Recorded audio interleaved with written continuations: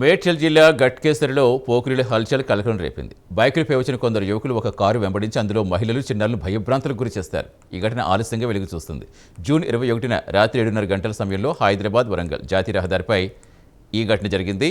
దీనికి సంబంధించి పోలీసులు గట్కేసరి నుంచి ఉప్పలవైపు వెళుతున్న కారును బైకులపై వెంబడించిన యువకులు అసభ్యంగా ప్రవర్తిస్తూ భయాందోళన సృష్టించారని తెలిపారు. ఈ దృష్ట్యా కారులో డాష్ క్యామ్లో స్పష్టంగా రికార్డ్ అయ్యాయి.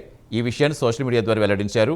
పోలీసులు వెంటనే చర్యలు తీసుకోవాలని, ఇలాంటి పోకిరీలపై యాక్షన్ తీసుకోవాలని వారు డిమాండ్ చేస్తున్నారు. మా అన్నయ్య వాళ్ళ ఫ్యామిలీ అందరు కలిసి నైట్ ఫంక్షన్కి వెళ్ళారు. ఎక్కడ గట్కేసర్ దాటినాక గట్కేసర్ అటు సైడ్ ఇంకా లోపలికి అయితే వచ్చేటప్పుడు కొంతమంది ఎట్లా అంటే చేజ్ చేస్తున్నారు, మొత్తం అటాక్ చేస్తున్నారు. ఎక్కడో ఊరవతలు జరగలేదు, గట్కేసర్ లైక్ బోడుపల్ లోపలికి వచ్చే దారిలోనే జరిగింది. అంటే అక్కడ ఒక ఫ్లైఓవర్ ఉంటది కదా, ఫ్లైఓవర్ దగ్గరనే జరిగింది. అంటే విత్ ఇన్ సిటీలోనే అందరి ముందల ట్రాఫిక్ ఏరియాలోనే ఇట్లా జరిగితే ఎవరు లేని ఏరియాలో అసలు సేఫ్టీ ఉందా మనుషులకి?